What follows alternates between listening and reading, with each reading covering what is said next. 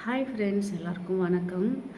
இந்த வீடியோ வந்து எதற்கான வீடியோன்னு வந்து பார்த்திங்கன்னா, ரோபோ சங்கர் அண்ணா இறந்ததுக்கு வந்து அவங்க மனைவி வந்து குத்தாட்டம் போட்டாங்க. அது வந்து ஒரு பெரிய குத்தமாக வந்து பேசிகிட்டு இருக்காங்க. அதை பற்றி தான் இப்போ எனக்கு தெரிஞ்ச விஷயத்த தான் நான் பேச போகிறேன். என் மனசில் தோன்ற விஷயத்த நான் பேச போகிறேன்.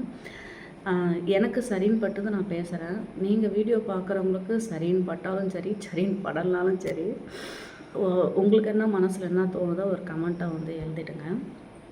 ஓகே, கொஞ்சம் வெள்ளிக்கிழமை வந்து பார்த்திங்கன்னா ரோபோ சங்கர் அண்ணா வந்து இறந்துட்டாங்க. நியூஸ் கேட்டவுடனே ரொம்ப கஷ்டமாயிடுச்சு. என்னடா இது, ஏன்னா அவருக்கு வந்து எனக்கு தெரிஞ்சு ஒரு 50 வயசுக்குள்ளே தான் இருக்கும்னு நினைக்கிறேன். சீக்கிரமாக லவ் பண்ணாங்க, சீக்கிரமாக கல்யாணம் பண்ணாங்க, சீக்கிரமாக குட்டி பாப்பா வந்தது. அந்த பாப்பாவுக்கும் கல்யாணம் பண்ணிவிட்டு, அந்த பாப்பாவும் ஒரு படத்தில் நடிச்சுட்டு, அந்த பாப்பாவை கல்யாணம் பண்ணி அவங்களுக்கு ஒரு குட்டி பாப்பா வந்துச்சு. எல்லாமே அவங்க லைஃப்பில் வந்து சீக்கிரமாக வந்து நடந்தது. ஆனால் வந்து இந்த ஒரு விஷயம் வந்துட்டு சீக்கிரமாக நடந்தது வந்து என்னால் வந்து இது பண்ண முடியல. ஓகே, ஒரு சில டிவியில் நடிக்கிறவங்களா இருக்கட்டும், படத்தில் நடிக்கிறவங்க, ஒரு சிலரில் பார்த்தா நம்ம ஃபேமிலியிலேருந்து வந்த மாதிரி நமக்கு ஒரு ஃபீல் ஆகும். அவங்க வந்து ஸ்க்ரீனில் வரும்போது நம்ம ஏதோ அக்கம் பக்கத்துலேருந்து வந்தவங்க மாதிரி இருக்கும். அந்த மாதிரி ஒரு இதாக வந்து ரோபானால அவங்க ஃபேமிலியே அவங்க நம்ம வடிவேல் பாலாஜி கூட இறந்துட்டாங்க. அவங்க முல்லன்னு சொல்லிட்டு யாரோ அவங்க பேர் வந்து திடீர்னு மறந்து போச்சு. சித்ரா வந்து அவங்க இழப்பெல்லாம் பயங்கரமாக அழுதேன். எனக்கு என்னடா இது இப்படியா அப்படின்ற மாதிரி ரொம்ப அழுதேன். சிரிக்கிறேன்னு நினைக்காதீங்க, நான் வந்து துக்கத்துலேயும் சிரிப்பேன், சந்தோஷமாக தான் சிரிப்பேன். அந்த உதட்டை வந்து சிரிச்சுக்கிட்டே தான் இருக்கேன். ஒரு பக்கம் கண்ணில் தண்ணி வரும், ஒரு பக்கம் வந்து சிரிச்சுக்கிட்டே இருப்பேன். ஆனால் மனசு வந்து ரொம்ப வேதனையில் தான். ஓகே, இப்போ என்னத்துக்குமா அவங்க வந்து பல வருஷம் ஆகுது, ரொம்ப இறந்து இப்போ 2-3 நாள் ஆயிடுச்சு, எல்லாம் முடிஞ்சு போச்சு. இப்போ எதுக்குமா அந்த கதையை எடுத்துகிட்டு வர அப்படின்னா, சோஷியல் மீடியாவில் வந்துட்டு அவங்க ஒய்ஃப் வந்து டான்ஸ் ஆடிட்டாங்களாம். எப்படி அது ஒரு புருஷன் வந்து இறந்து அதை வந்து எடுத்துகிட்டு போகிறாங்க, இறுதி அஞ்சலி நடந்துகிட்ருக்கு. இப்போ வந்து டான்ஸு குத்தாட்டம் போடுறாங்களே, இதெல்லாம் வந்துட்டு நியாயமா, அதுவா இதுவா, என்ன தப்புன்னு நான் கேட்குறேன். ஏன்னா அவங்க வந்து டான்ஸர். ரோபோ அண்ணா அவங்க ஒய்ஃப் வந்து டான்ஸ் ஆடுவாங்க. அவங்க ஃபேமிலியில் எல்லாருமே டான்ஸ் ஆடுவாங்க. அந்த அண்ணா வந்துட்டு அவங்களுடைய டான்ஸு பிடிச்சி ஒரு ஈவெண்ட்டுக்கு போகும்போது 2 பேரும் மீட் பண்ணி லவ் பண்ணி அவங்க டான்ஸு பிடிச்சி தான் வந்து மேரேஜ் பண்ணாங்க. அவங்க பொண்ணு இந்திரஜா கல்யாணத்துக்கும் கூட பார்த்திங்கன்னா 2 பேரும் செம்ம குத்தாட்டம் போட்டிருப்பாங்க. ஆகுனா நல்லா டான்ஸ் ஆடுவாங்க.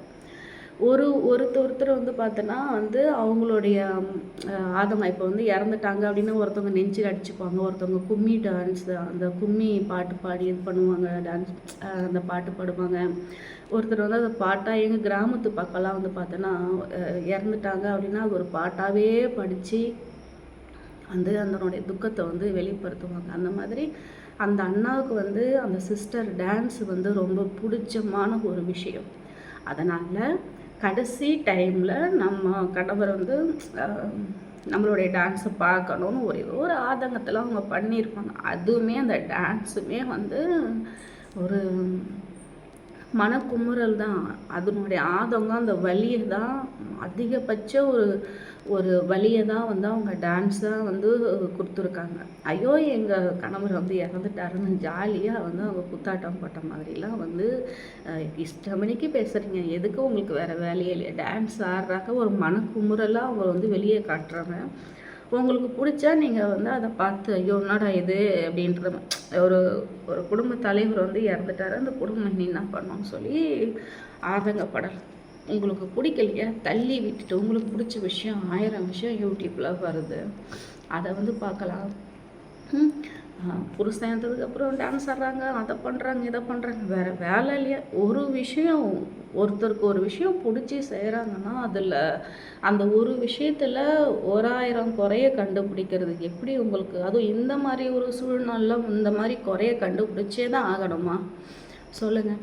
ஒரு சில கணவன்மார்கள் உயிரோடு இருக்கும்போது சொல்லுவாங்க, எம்மா நான் இறந்துட்டா கூட நீ இந்த தலையில் இருக்கிற பூவெல்லாம் வந்துட்டு நீ வந்து பூ வைக்காத இருக்கக்கூடாது, பொட்டு வைக்கக்கூடாது, நான் இல்லைனாலும் நீ வந்து பூ வைக்கணும், பொட்டு வைக்கணும். அந்த மாதிரி வந்து உயிரோடு இருக்கும்போதே கொஞ்சம் எமோஷ்னலாக பேசியிருப்பாங்க. ஒரு சில மனைவி வந்து அதை கடைசி வரைக்கும் கடைப்பிடிப்பாங்க.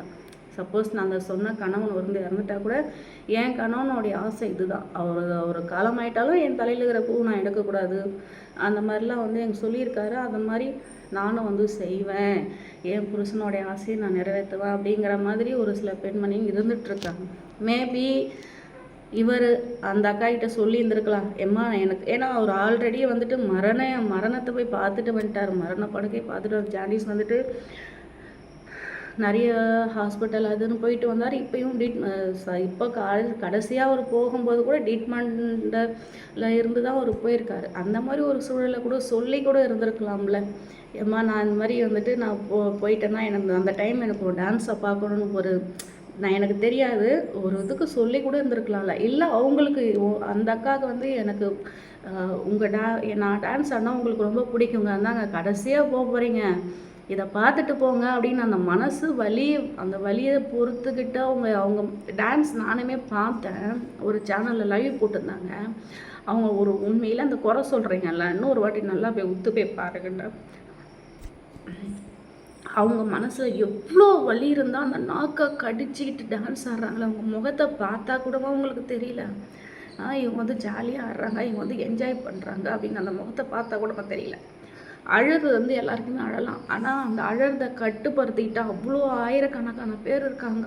அந்த எமோஷ்னலை வந்து கட்டுப்படுத்திக்கிட்டு அவங்க ஒரு விஷயம் பண்ணுறாங்கன்னா அவங்க மனசு எந்த அளவுக்கு நொந்து போயிருக்கும், அவங்க மனசில் எந்த அளவுக்கு பாரம் இருக்கும்.